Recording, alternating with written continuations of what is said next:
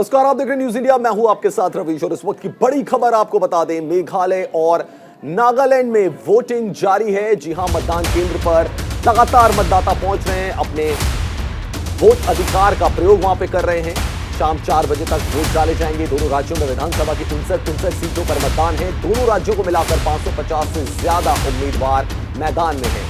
तो बड़ी खबर आपको बता रहे हैं, वोटिंग शुरू हो चुकी है। सुबह 7 बजे से वोटिंग शुरू हो गई है। मेघालय और नागालैंड की पूर्वोत्तर के दो अहम राज्य जहां पर की चुनाव हो रहे हैं, मतदान शुरू हो चुका है। लगातार वोटिंग के लिए मतदाता पहुंच रहे हैं। मेघालय में कुल 369 उम्मीदवारों की किस्मत जो है वो दांव पर लगी हुई है। तो बड़ी खबर आपको बता रहे हैं, मेघालय और नागालैंड में मतदान जारी है। वोटिंग के लिए पहुंच रहे हैं लोग, अपने मताधिकार का प्रयोग कर रहे हैं। केंद्रीय गृह मंत्री अमित शाह ने भी अपील की है कि लोग बूथ तक आएं और अपने वोट का जो है उसको प्रयोग करें। दोनों राज्यों में विधानसभा की 59 सीटों पर मतदान हो रहा है। वैसे विधानसभा 60 सीटों की है, लेकिन 59 सीटों पर मतदान हो रहा है। नागालैंड में एक प्रत्याशी बीजेपी का निर्विरोध चुन लिया गया है। और मेघालय की भी अगर बात करें तो वहां पर भी 59 सीटों पर ही मतदान हो रहा है। फिलहाल मेघालय और नागालैंड में मतदान जारी है, जहां पर की भारी संख्या में मतदाता जो है वो पहुंच रहे हैं।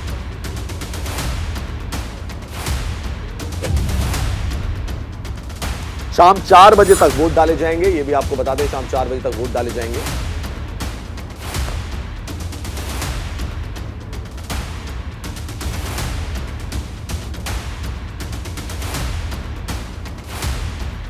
तो मेघालय में कुल 369 उम्मीदवारों की किस्मत दांव पर लगी हुई है। मेघालय और नागालैंड में मतदान जारी है। पूर्वोत्तर का चुनावी रण शुरू हो चुका है। त्रिपुरा में पहले चुनाव हुए थे, उसके बाद आज मेघालय और नागालैंड में चुनाव है। 59 सीटों पर यहां पे वोट डाली जा रही है। शाम 4 बजे तक वोट डाले जाएंगे। और दोनों राज्यों की अगर बात की जाए तो दोनों राज्यों में भारतीय जनता पार्टी की सरकार है, गठबंधन की सरकार है। हालांकि मेघालय में एनडीपीपी की अगर हम बात करें तो अलग से चुनाव हो रहा है। पूर्वोत्तर का चुनावी रण, कौन दिखाएगा दम? जी हां, बहुत बड़ा सवाल है, पूर्वोत्तर में कौन अपना दम दिखाएगा। ये तस्वीरें आप देख सकते हैं इस वक्त की, जहां पे कि कतारों में लोग खड़े हैं, अपनी वोटिंग का इंतजार कर रहे हैं। लंबी लंबी कतारें आप यहां पे देख सकते हैं। सुबह से ही लोग वहां पर पहुंच गए हैं, मताधिकार का प्रयोग अपना कर रहे हैं। दो तस्वीरें इस वक्त आपकी टेलीविजन स्क्रीन पर मौजूद है। पहली तस्वीर आप देख सकते हैं नागालैंड की तस्वीर है। दूसरी तस्वीर आप देख सकते हैं मेघालय की तस्वीर। दो पूर्वोत्तर राज्यों में आज चुनाव है। 59 सीटों के लिए वोटिंग हो रही है। दो तस्वीरें, नागालैंड की तस्वीर आपको दिखा रहे हैं, मेघालय की तस्वीर आपको दिखा रहे हैं, जहां कतारें लगी हुई है। मेघालय की तस्वीर में आप देख सकते हैं काफी संख्या में महिलाएं वहां पे पहुंची हैं वोट डालने के लिए।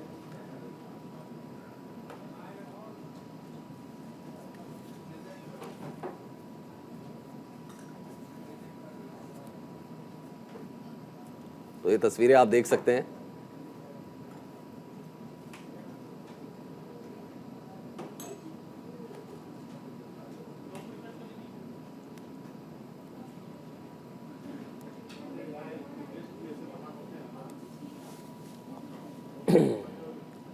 दो तस्वीरें हम आपको दिखा रहे हैं। नागालैंड में वोटिंग चल रही है, मेघालय में वोटिंग चल रही है। और मेघालय में आप देख सकते हैं भारी संख्या में महिलाएं पहुंची हैं वोट डालने के लिए। नागालैंड की तस्वीरें भी आपको दिखा रहे हैं, जहां लंबी लंबी कतार लगी हुई है। सुबह 7 बजे से वोटिंग स्टार्ट हो गई थी, 4 बजे तक वोटिंग चलेगी। पूर्वोत्तर राज्य हैं, अंधेरा जल्दी हो जाता है वहां पर, रात जल्दी हो जाती है, इसलिए 4 बजे तक मतदान का टाइम है। 7 बजे से जो वोटिंग है वो शुरू हो गई है। 59 सीटों के लिए दोनों राज्यों में जो है वो मतदान चल रहा है। वोटिंग जो है स्टार्ट हो चुकी है। हालांकि आपको बता दें कि 60 सीटों की विधानसभा है मेघालय, नागालैंड, और अगर त्रिपुरा की बात की जाए तो वहां की भी, त्रिपुरा में ऑलरेडी चुनाव हो चुके हैं।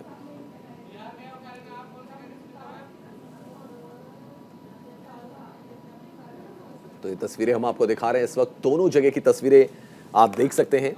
नागालैंड में, मेघालय की तस्वीरें दिखा रहे हैं आपको। तो 59 सीटों पर मतदान होना है। चुनाव के नतीजे 2 मार्च को आएंगे। नागालैंड में 60 सीटें हैं, लेकिन एक सीट कांग्रेस प्रत्याशी के नाम वापस लेने के बाद 59 सीटों पर वोटिंग हो रही है।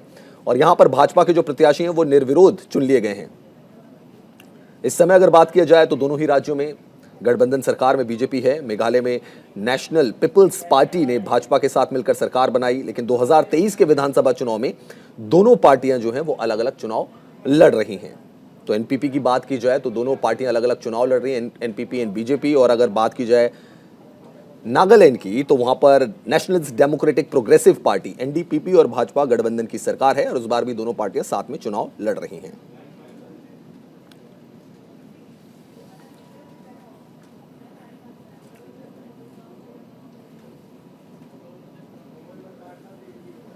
तो तस्वीरें भी आप यहां पे देख सकते हैं। वोटिंग स्टार्ट हो चुकी है दोनों राज्यों में, नागालैंड और मेघालय की जहां तक बात है। और मेघालय विधानसभा की स्थिति अगर 2018 की समझे तो कांग्रेस को 21 सीटें मिली थी, बावजूद इसके वो सरकार नहीं बना पाई थी। एनपीई, उसे एनपीपी भी कहते हैं, उसने 19 सीटें जीती थी, यूडीपी को 6 मिली थी, पीडीएफ को 4 सीटें, निर्दलीय 3 सीटें में आए थे। उसके बावजूद भी कांग्रेस यहां पे सरकार नहीं बना पाई थी, क्योंकि जरूरी जो बहुमत का आंकड़ा था 31 का, उससे दूर रह गई थी कांग्रेस पार्टी। इस बार क्या कांग्रेस पार्टी सरकार बना पाएगी? मेघालय में बड़ा क्वेश्चन मार्क है। नागालैंड की भी बात करें, बीजेपी को 12 सीटें मिली थी यहां पर, एनडीपीपी को 17 सीटें मिली थी। अलायंस है बीजेपी एनडीपीपी का नागालैंड की अगर बात की जाए तो।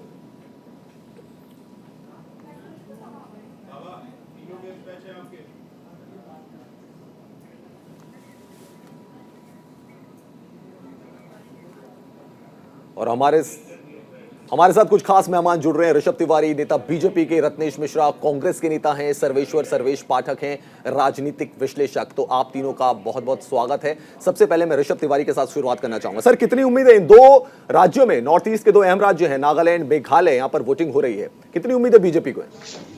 सर देखिए, जहाँ तक उम्मीद की बात है, हम डेफिनेटली न केवल मेघालय, नागालैंड, हम त्रिपुरा में भी सरकार बनाने जा रहे हैं। और नागालैंड में तो मैं पर्सनली एक हफ्ते रहा भी था और इधर रिसेंटली चुनाव में भी गया था। तो नागालैंड के अंदर अगर आप दीमापुर से कोहिमा की ओर जाते हैं तो आपको किस कदर नरेंद्र मोदी जी की सरकार ने विकास की गति को बढ़ाया है वो स्पष्ट आपको देखने को मिलेगा। और नागालैंड के अंदर जो उनकी कल्चर को बढ़ाने के लिए जो फेस्टिवल होते हैं, वहाँ पे एक गांव है जहाँ पे एक स्पेशल मेला टाइप का लगता है, जो पुरानी सरकारों ने उस पर कभी फंडिंग करने का काम नहीं किया था। तो इस सरकार ने विशेष पैकेज देके उसे भी मोटिवेट करने का काम किया है।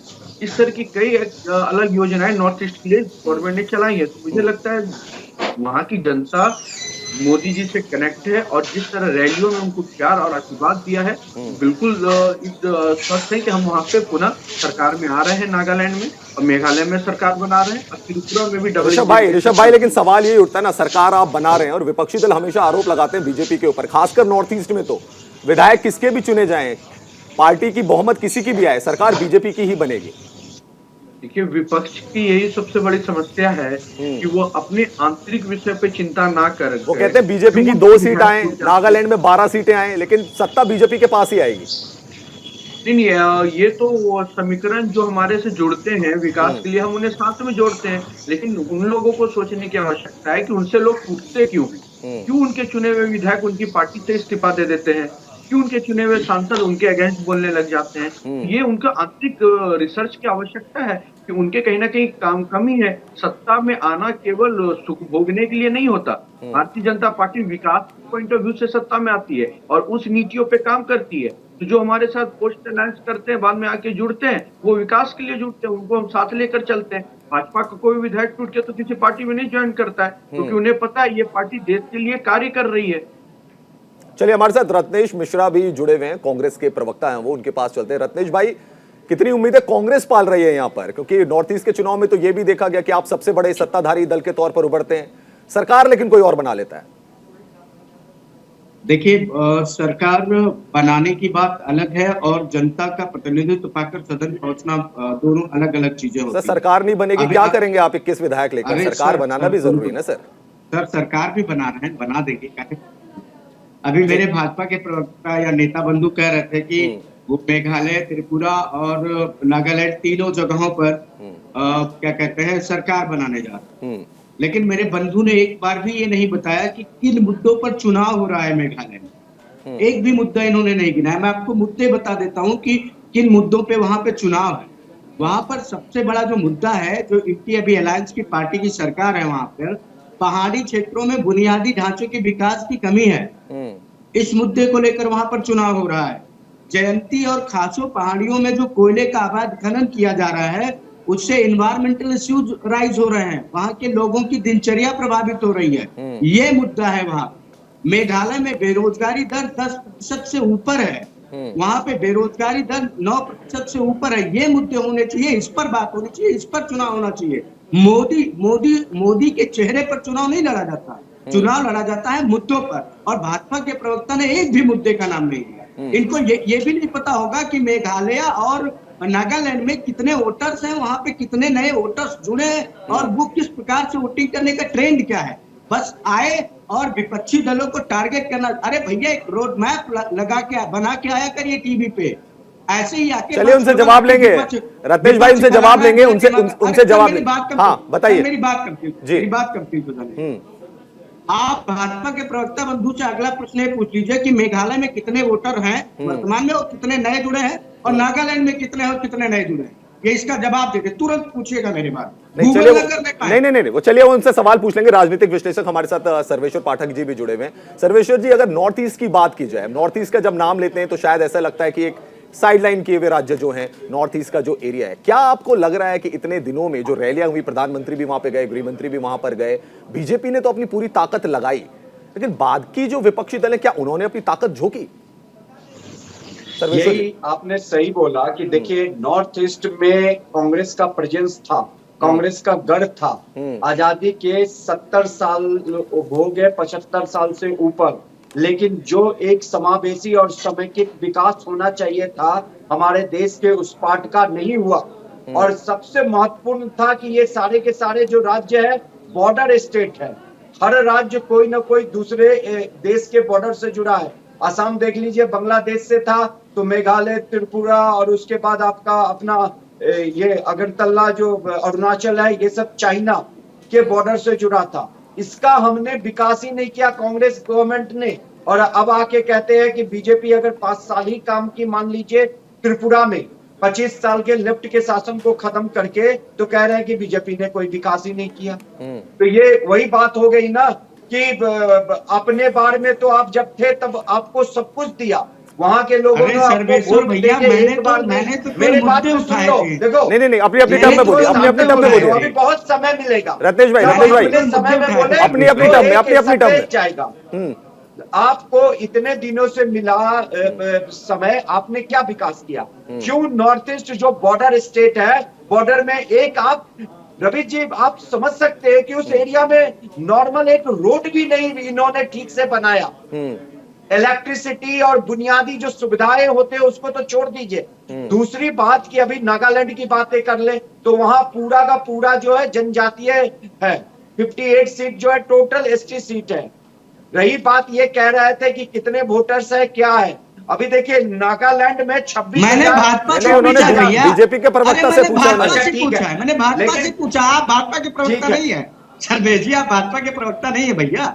दूसरी बात कि आप ये अंदाजा लगा सकते हैं कि वहां के यंग वोटर्स जो हैं, अगर 70-75 साल में वहां पे विकास की आप धारा नहीं पाएंगे और आप कहेंगे कि ये कर तो हमारा था, हम वहां पे वापस आएंगे, तो आप किस मुंह से वापस आएंगे?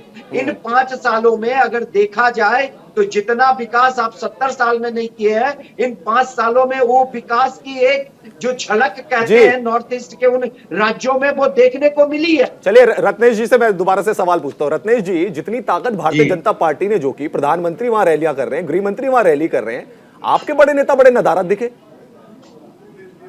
देखिए रवि जी, मेरी पार्टी और मेरा मानना है कि अगर आपने काम किया होगा तो आपको प्रचार का प्रोपोगेंडा करने की आवश्यकता नहीं पड़ेगी। और भारतीय जनता पार्टी काम कम करती है, प्रोपोगेंडा ज्यादा करती है। मैं कई काम ऐसे आज गिना देता हूं आपके चैनल पे जो भारतीय जनता पार्टी से ज्यादा अच्छे तरीके से कांग्रेस पार्टी की सरकार ने किए हैं, लेकिन आज तक उसको प्रोपोगेंडा नहीं बना। एनएसजी का नाम आपने सुना होगा, न्यूक्लियर सप्लाई ग्रुप जो है, उसमें इंडिया को वेपर मिला हुआ है। केवल जो ईएनआर टेक्नोलॉजी होती है वो भारत को नहीं मिलती, बाकी भारत ऐसे ट्रीट किया जाता है जैसे वो एनएसजी का परमानेंट मेंबर। ये कोई नहीं जानता है कि ये जो वेपर मिला था हमें, वो मनमोहन सिंह जी की सरकार में मिला था। ठीक। दूसरी बात, एनएसजी की परमानेंट मेंबरशिप को लेकर भारतीय जनता पार्टी की सरकार जब 2015 में बनी, 2015 में इन्होंने कितना बड़ा प्रोपोगेंडा किया था और अंत में हमको कुछ मिला नहीं। लेकिन एक रिक्शे वाला भी ये जान गया था कि कोई न्यूक्लियर सप्लाई ग्रुप है।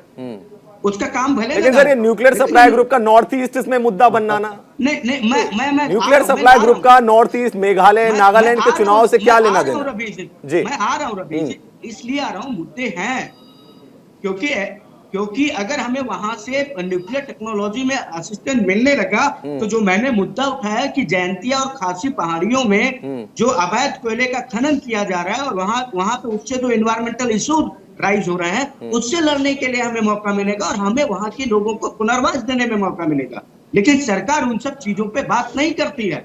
ये केवल बस क्या करेंगे कि मोदी जी आए थे, मोदी जी बोले, मोदी जी। रत्नेश भाई मेरा यही सवाल है ना, मेरा यही सवाल है।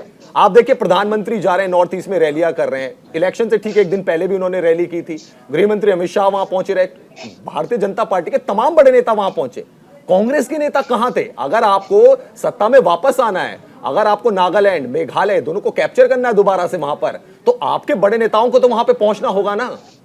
अरे रवि जी, अगर आप महाधिवेशन में ही लगे रहेंगे, रायपुर के महाधिवेशन में ही लगे रहेंगे, तो नॉर्थ ईस्ट का क्या होगा? जी सुनिए तो महाराज, राहुल गांधी जी मेघालय में प्रचार करने गए थे, किसने कहा कि नहीं गए? उसके बाद हमारे केसी वेणुगोपाल जी प्रचार करने गए थे, किसने कहा कि हमारे बड़े नेता प्रचार करें? हमने कहा ना कि हम प्रचार करते हैं, हम सीधे जनता से बातचीत करते हैं, मीडिया के माध्यम से प्रचार नहीं करते हैं। और मैं तो कहता हूँ प्रधानमंत्री जी, एक बार प्रधानमंत्री जी अगर इतने लोकप्रिय हैं तो मैं चुनौती देता हूं आदरणीय, माननीय और इस युग के महामानव आदरणीय प्रधानमंत्री जी को कि आप आए और आप बिना किसी प्रोपोगेंडा के जनता से सीधा संवाद करें, गांव में जाएं और थोड़ी अपनी सुरक्षा व्यवस्था को मेंटेन करके जाएं और जाए लोगों से पूछे कि आपकी समस्या क्या है। मंच से नहीं, जमीन पे खड़े होकर, उनके बीच खड़े होकर, लोगों के बीच। कार्यकर्ता है ना उनके पास, प्रधानमंत्री कहाँ जाएंगे? प्रधानमंत्री है ना देश के। चलिए ऋषभ भाई से जवाब ले लेते हैं इसका। ऋषभ भाई, प्रधानमंत्री को आना पड़ रहा है नॉर्थ ईस्ट में।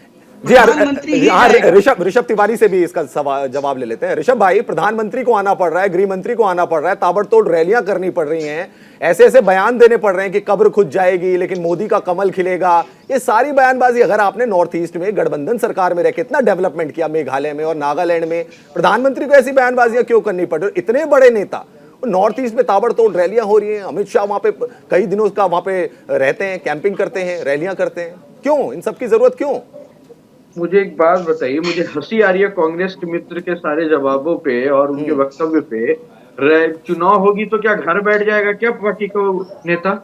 चुनाव होगा तो कार्यकर्ता तो कार्य करता है, जब चुनाव होता है तो वो प्रधानमंत्री नहीं, वो हमारे कार्यकर्ता रहते हैं और कार्यकर्ता भाव से वो कार्य करते हैं। यही तो दिक्कत है भाजपा और कांग्रेस पार्टी के अंदर, ये डिफरेंस है कि यहाँ कांग्रेस पार्टी बड़े लीडर अपने आप को बड़ा मानते हैं और हमारे देश के प्रधानमंत्री अभी भी अपने आप को संगठन में जब आते हैं तो कार्यकर्ता मानते हैं। और दूसरी बात, क्यों ना करे रैली, क्यों ना बताए डेवलपमेंट को, क्यों ना करे शो? हमारे पास करने के लिए है, हमारे पास बताने के लिए है, हमारे पास दिखाने के लिए है, हम कर रहे हैं। और बाकायदा हम चाहे बूथ स्तर पे जाने की बात हो, चाहे बड़ी सभा करने की बात हो, हर वो जगह मजबूती से पेश आते हैं और मजबूती से काम करते हैं। लेकिन हम उन पार्टियों में से नहीं है जो केवल टेबल टॉक पे बात करते हैं। अरे जनाब, आप मेहनत से चुनाव लड़ेंगे नहीं, अब वो डेवलपमेंट की बात करेंगे नहीं, विकास दिखाएंगे नहीं, केवल अपना अधिवेशन करेंगे, अपने 4 लोगों के बीच रहेंगे, बाद में कहेंगे हमारे विधायक टूट गए, हम चुनाव नहीं जीत रहे। तो कम से कम सीरियस हो जाइए इलेक्शन में। मैं पिछले 20 दिन से नॉर्थ ईस्ट में था, कांग्रेस का एक भी सभा मैंने नहीं देखा, और क्योंकि रोड से चलता था, कांग्रेस के झंडे नहीं दिखते थे।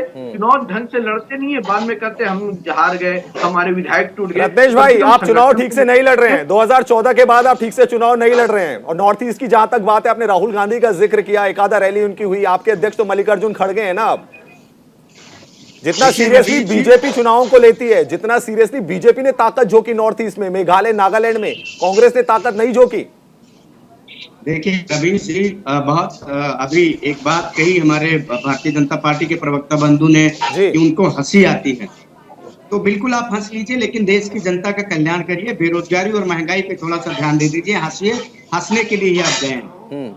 रही बात की कहते हैं, इन्होंने कहा कि हम चुनाव नहीं लड़ते। अरे तो भाई साहब, अगर हमने मन से चुनाव लड़ा नहीं तो आप 2018 के 3 प्रदेशों में चुनाव हारे कैसे? आप हिमाचल में चुनाव हारे कैसे? मतलब देखिए, हम बिना लड़े भी इनको हरा दे रहे हैं और ये इतना लड़के भी हार जा रहे हैं रवि जी। मतलब देखिए कि कितना बड़ा मजाक बन जाता है इनका कि हम ना लड़ते हैं, फिर भी ये पांच छह प्रदेशों में डायरेक्टली अगर ये कहीं पर चुनाव हारे हैं तो वो कांग्रेस पार्टी से हारे हैं। और मैं फिर कह रहा हूँ लेकिन कि पांच छह अरे सर्वेश भैया, रत्नेश जी, भैया, पांच छह कौन से प्रदेश कह रहे हैं आप डायरेक्ट? हिमाचल तो समझ में आ रहा है। बता तो रहा हूँ, अरे मैं बता तो रहा हूँ, बताइए। ये 2018 में छत्तीसगढ़ में चुनाव हारे, राजस्थान में चुनाव हारे, उसके बाद फिर क्या कहते हैं मध्य प्रदेश में भी हारे थे, बाद में इन्होंने वहां पर विधायकों की खरीद फरोख्त करके सरकार बना ली। ये हिमाचल में अभी चुनाव हारे, ये हमारे गठबंधन के साथ झारखंड में चुनाव हारे। अब और कितना बता दें, उत्तर भारत के इतने राज्यों में अगर बिना लड़े ये चुनाव हार जा रहे हैं, फिर सोचिए कांग्रेस पार्टी कितनी मजबूत होगी। और भारतीय जनता पार्टी के प्रवक्ता को और भारतीय जनता पार्टी को सोचने की बात है कि हमने उनको हराया। गुजरात का जिक्र नहीं किया सर आपने, हिमाचल के साथ आपने गुजरात का जिक्र नहीं किया, दिल्ली के एमसीडी चुनाव का जिक्र नहीं किया। खैर रत्नेश भाई, सर्वेश्वर पाठक जी हमारे साथ हैं, उनसे भी एक बार सवाल लेते हैं। हाँ रवि जी 10 सेकंड। तीनों जगहों पर भारतीय जनता पार्टी सरकार में थी, एक बचा है, 2 जगह से सत्ता से बेदखल हो गई और हम तीनों जगह सत्ता में नहीं थे और हमने 2 जगह सत्ता पाली। तो भैया सत्ता तो ज्यादा हमारे हाथ में आई है ना। किस प्रकार का गुणा गणित करते हैं भारतीय जनता पार्टी वाले, मुझे पता नहीं। अरे चलिए अपना एक गढ़ बचा गए, एमसीडी में इतनी बुरी तरह बीजेपी हारी है, 15 सालों का गढ़ था। हिमाचल प्रदेश में कहते थे हम इतिहास बदल देंगे, भूगोल बदल देंगे, सब कुछ इन्हीं का बदल गया। ये आगे भी कहते रहेंगे। बीच में बहुत सारे इलेक्शंस हुए, यूपी का इलेक्शन हुआ, उत्तराखंड का इलेक्शन हुआ, गुजरात का इलेक्शन हुआ। खैर हमारी फोकस नॉर्थ ईस्ट के इलेक्शन में, सर्वेश्वर पाठक के पास में जाना चाहूंगा। सर्वेश्वर जी, जिस तरीके से सीरियसनेस जो कह रहे हैं बीजेपी वाले कि हमारे जो बड़े नेता हैं, हमारे पास नेता हैं इसलिए हम जाते हैं वहां पर, कनेक्शन करते हैं अपना, हमारे अगर प्रधानमंत्री चुनाव प्रचार करने जा रहे हैं तो इसमें दिक्कत क्या है? देखिए रवि जी, यही सबसे बड़ी विडंबना है कांग्रेस पार्टी की। देखिए कांग्रेस पार्टी के समय जब माननीय जवाहरलाल नेहरू जी थे तो वो सर्वेसर्वा नेता थे कि नहीं, सबसे लोकप्रिय नेता थे कि नहीं, चुनाव में वो जाते थे। उसके बाद माननीय इंदिरा गांधी जी आई, इंदिरा गांधी जी के समय में और कौन उनके समकक्ष खड़ा था? पूरे भारत वर्ष में माननीय इंदिरा गांधी जी का ही चेहरा स्वीकृत था और वो चारों तरफ दिखती थी कि नहीं, चुनाव हो या कुछ भी हो। उसके बाद देख लीजिए राजीव गांधी जी आए तो कौन था? राजीव गांधी जी की जो मृत्यु हुई पेरम्बुदूर वहां तमिलनाडु में, वो एक चुनाव प्रचार सभा के दौरान ही हुई ना। तो भैया जिस पार्टी में जो सबसे लोकप्रिय नेता है उसको तो चुनाव में दिखना ही पड़ेगा हर जगह। तो इसमें समस्या क्या है? अगर बीजेपी में अभी हमारे देश के प्रधानमंत्री मोदी जी इतने लोकप्रिय हैं और पूरे भारत में वो प्रसिद्ध है, तो वो तो दिखेंगे ही दिखेंगे ना। और अगर आप में अब नेता की कमी हो गई है, आप उनकी कमी को वैकेंट जो है उसको फुलफिल नहीं कर पा रहे हो, तो आप बीजेपी पे आरोप प्रत्यारोप क्यों लगा रहे हो? चलिए ऋषभ तिवारी के पास चलते हैं। तो हो चुका है ऋषभ भाई, आपका अलायंस था, एक मिनट रत्नेश भाई आपके पास आऊंगा। ऋषभ भाई, आपका अलायंस था मेघालय में, वो टूट गया। अब तो ऐसा लग रहा है कि जो आपके साथी कभी हुआ करते थे वो एक एक करके आपके साथ भी छोड़ते जा रहे हैं, और एनडीए में तो हम लगातार ये देख रहे हैं।